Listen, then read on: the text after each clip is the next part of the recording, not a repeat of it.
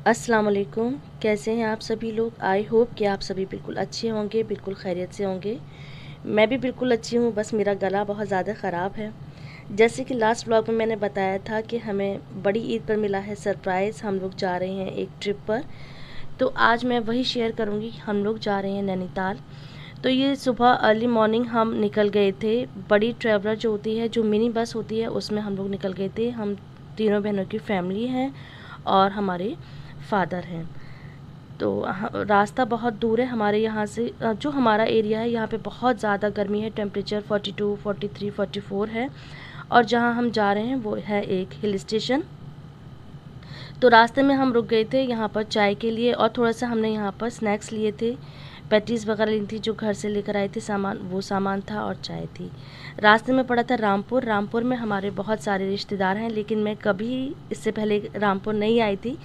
तो मैंने first time देख रही हूँ रामपुर, तो मैंने इसकी भी क्लिप्स रिकॉर्ड कर लिए हैं और अपनी मेमोरी के लिए यहाँ पर शेयर कर रही हूँ। आप लोग भी देखिए, ये है उत्तर प्रदेश का रामपुर।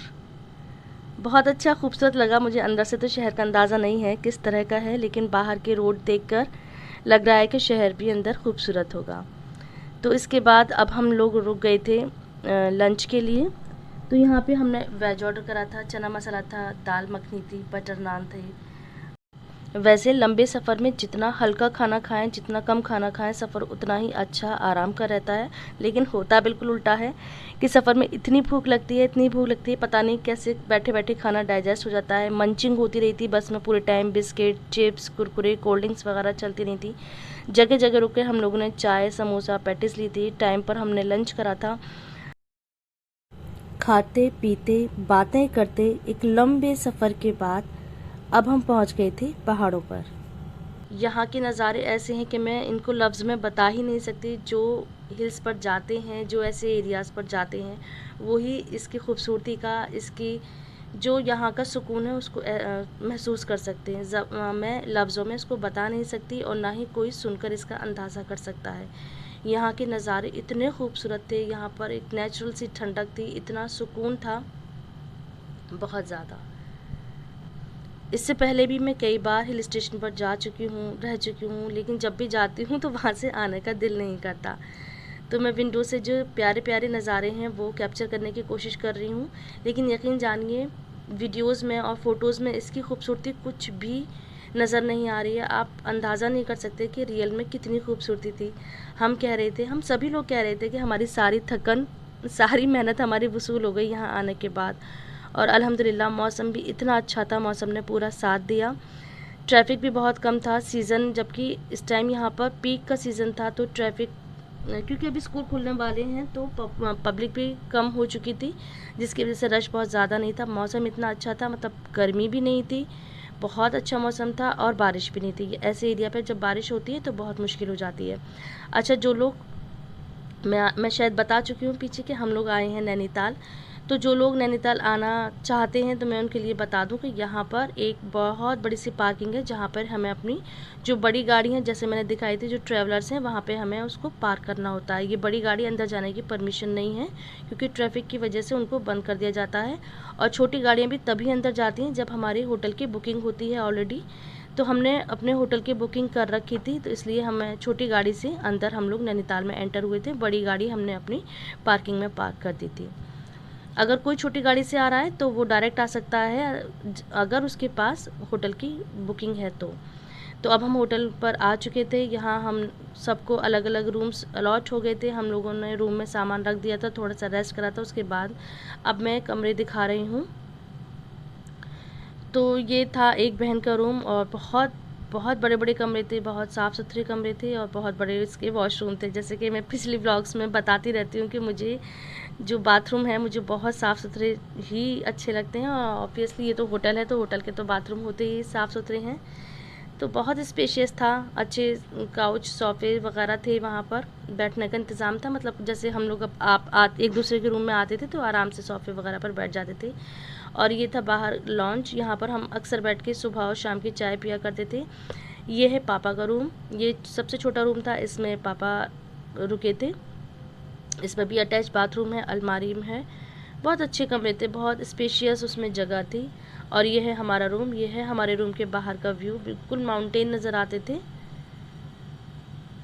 तो ये है मेरा रूम।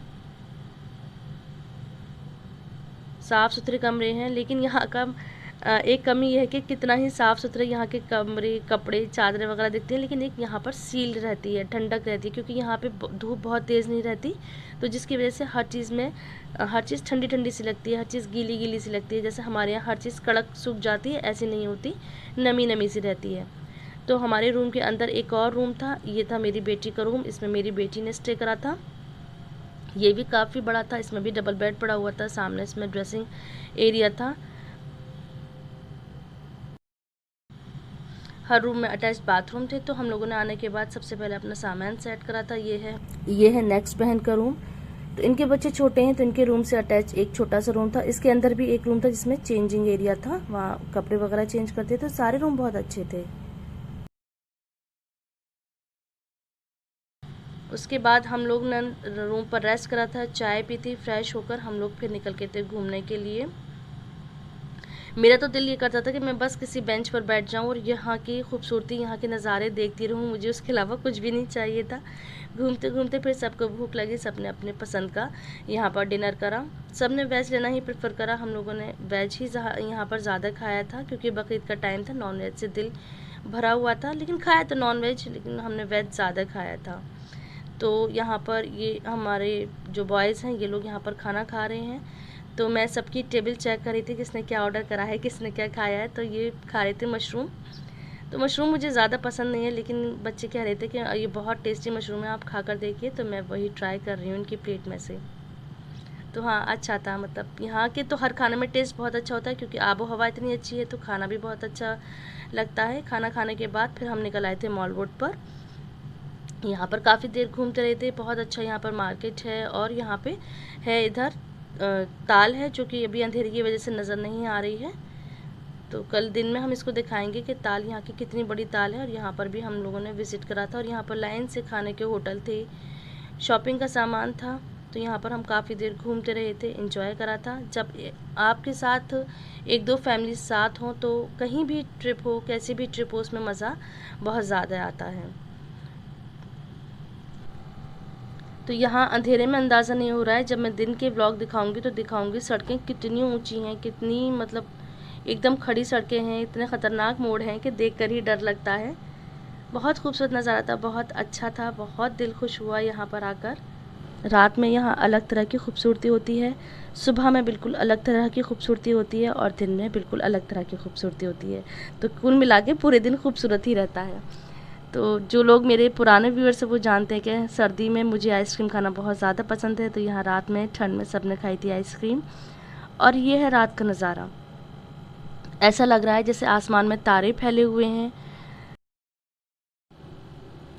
बहुत खूबसूरत नज़ारा था।